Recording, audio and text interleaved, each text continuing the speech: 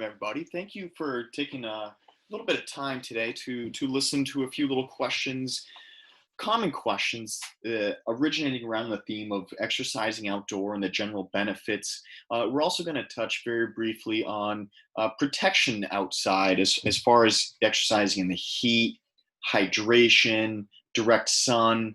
It's not going to get too in depth with that, but it's just going to be a quick little, let's just say, facts and tips on that. So we'll hop right into it. And I know you all don't want to look at my face the whole time. So we got a little slideshow that we're going to generate as we go right along here. So I just want to introduce outdoor exercise and basically what is known as green exercise. This combines two health enhancing activities, both getting your body moving and getting outdoors. Okay, so that's the term that we're going to use as far as green exercise goes as we go along further. So I'm just going to break down. We got about five or so major benefits of being outside, and we'll kind of break them down as we go along. So the first major benefit of just general exercise or just activity outdoors is the improved mood and reduced depression. Reduced depression is something that there's been a lot of studies on, primarily recently, about just the release of dopamine to your brain, acting as a natural stress reliever and just natural medicine is a huge point that I always make with general exercise. But basically, outdoor exercise provides a mental health boost beyond that of the indoor gyms, just with the beneficial, the increased oxygen, constant airflow that you kind of don't get with the indoor gyms, the stagnant air. But in addition to that, outdoor activities have been shown to reduce anger, depression, improve your general energy and mood. This is due to the exposure of sunlight, which enhances your vitamin D production, uh, which is partially responsible for that mood enhancing effect. You don't have to necessarily go out and run a marathon or crush a boot camp outside. Even low activities such as walking with the group, which we'll kind of get into the social aspect of it as well, or just general around the house, gardening or yard work. Anything is fine. Green green exercise is not specific to any certain intensity or type. Okay, so we'll keep moving along, uh, but it can be very short as well. It doesn't need to be a long duration. Okay, so the next part is just the enhanced self-esteem. There's a lot of research that has recently been shown that as little as 5 minutes of outdoor activity uh, can improve that self-esteem. Any location will do, but especially if you're in a specifically scenic area. So as you can see in this picture, it looks very green, right? Going back to that major key word of green exercise. All right, so maybe it's by the water. That's also a good scenery, and that can help improve your mood as well. So and that's if you relate that to the gym indoor, if you're running on a treadmill or walking on a treadmill, you're kind of staring at the same thing, whether it's a screen or the other people around, maybe a wall. It's not nearly as pleasing to your mind, in your basic attitude and energy levels as being outside goes. I mean, there's so many different types of activities that you can do outside. I've already kind of listed some basic daily activities. You can also include, biking outside, horseback riding, fishing. So, I mean, the options are endless. I mean, if you live near water, which we have the privilege of in Rhode Island with the unlimited bodies of water around us, such as paddleboarding, kayaking, and canoeing, swimming. I mean, the options are really endless over here.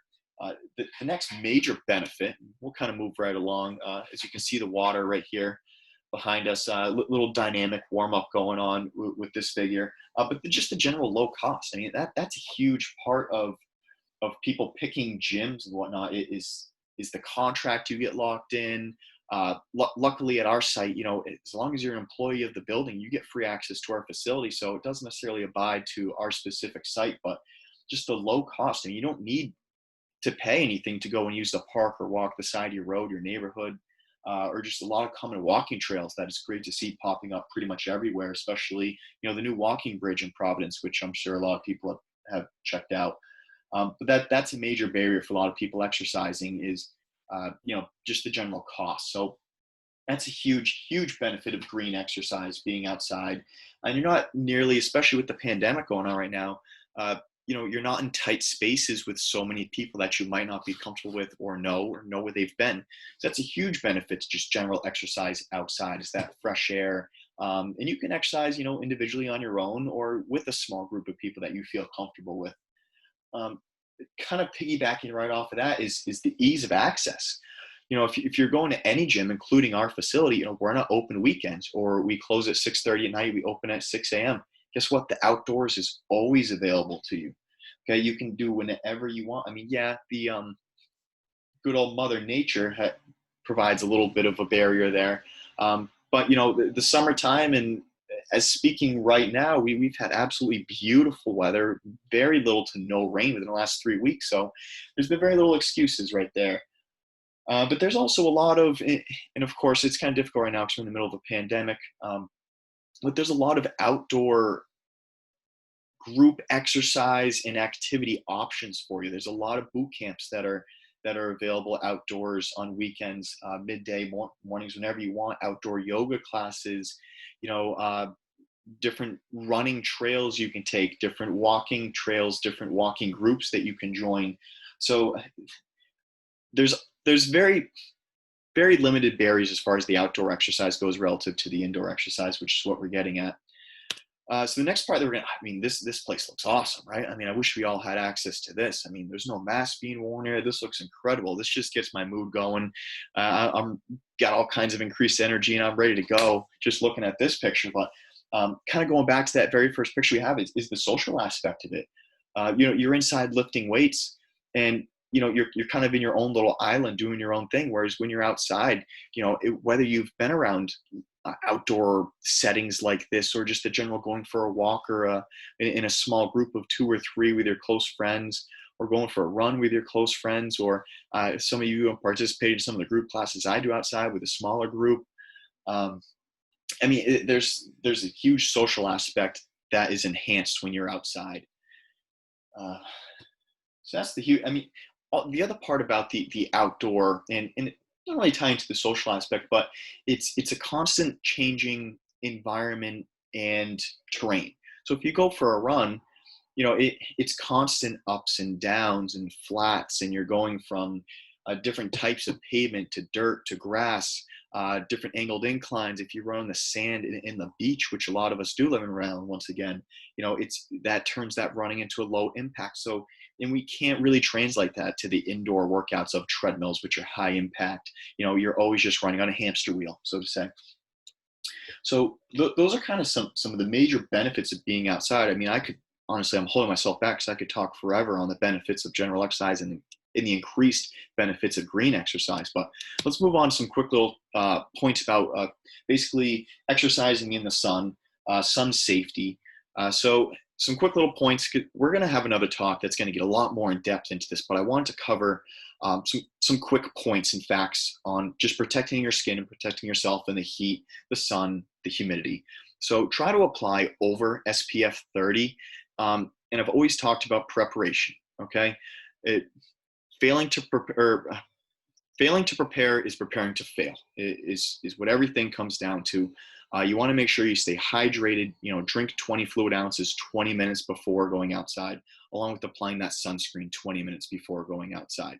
Okay, there's a lot of different cooling techniques we use, such as dumping water over your head, a cool towel on the back of your neck.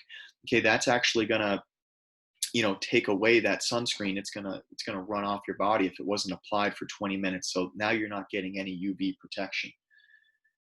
Even when you're in the shade, or even a cloudy day. Okay, clouds are magnifiers. You're still getting that UV exposure, that vitamin D exposure. So wear some layers, wear a hat, wear sunglasses to protect your eyes. Hang in the shade, even if it is cloudy. Like I said, you're still getting that sun exposure. Wear a brimmed hat that goes all the way around. Watch out for those key areas. A lot of people only just think of the bridge of your nose, the forehead, and kind of your cheekbones.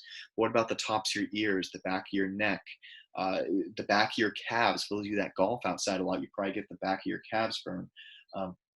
So those are some quick little points you want to make sure that you're aware of. because a lot of you are going to go outside during those peak hours, that lunchtime, which is going to be, probably noon, anywhere between 11 to 1. Those are your peak hours. From 10 to 4 are the peak hours. So, and that brings me to our next little point about, look at that UV, the UV index. Anyone that has an iPhone, which I imagine is about 80% of you out there, just click on the weather index and the weather app and scroll down. It'll give you that UV index. That UV index is going to be the highest between those hours of 10 to 4. So we'll run through this. If it's low, 0 to 1, you still want to apply some sunscreen and sunglasses. I mean, it's still going to be bright outside. The next UV, typically, whether it's early in the morning or later at night, you're going to see UV indexes around these first two zones. Once again, still sunscreen and sunglasses, but what about a hat? Let's talk, the face, the forehead, the back of the neck. So if it's a brim that goes all the way around. Another point about this is, if you're taking any medications, make sure to take a look at what the bottle says or what your PCP says about being in the sun based on the medications that you take. So that's always a precaution that you want to take. Once we get a little bit higher up into the 6 to 7, or basically 6 to 10, we'll kind of combine these as the high and the very high UV indexes. If you're at the beach, make sure you're not only wearing a hat and applying sunscreen to your face, but you're also bringing an umbrella that you can sit in. You don't want to be sitting in the sun for too long. Okay, I heard the term recently that no tan is actually a good tan. Yeah, it's aesthetically good looking, but it's not actually good for your skin. Extreme high, you don't see this a whole lot, but 11 plus. Okay, try to stay indoors. I know a lot of you love to be outside, especially at that lunchtime, but if you see an index of 11, maybe it's not the best idea to be exercising outside. So these are just some little points that you want to take into consideration before planning your outdoor activity. And I'm always going to really highlight and emphasize the key to planning and preparation. Make sure you stay hydrated. If you're going to go outside, make sure to check the weather that morning. Make sure you have everything as far as shade and sunscreen and sunglasses and all that goes, proper attire. For those of you that are at our site in Providence, come up to the fitness center. We have additional hats that you can take out, additional fanny packs if you want to throw in some little water bottles or sunscreen to reapply. We have additional coverings as far as long sleeve wicking shirts. So, feel free to ask us for any additional attire or basically just general advice that you may need. So that's our quick little Q&A for Ask the Trainer. Thank you for watching, and look forward to seeing you at our next event. Thank you.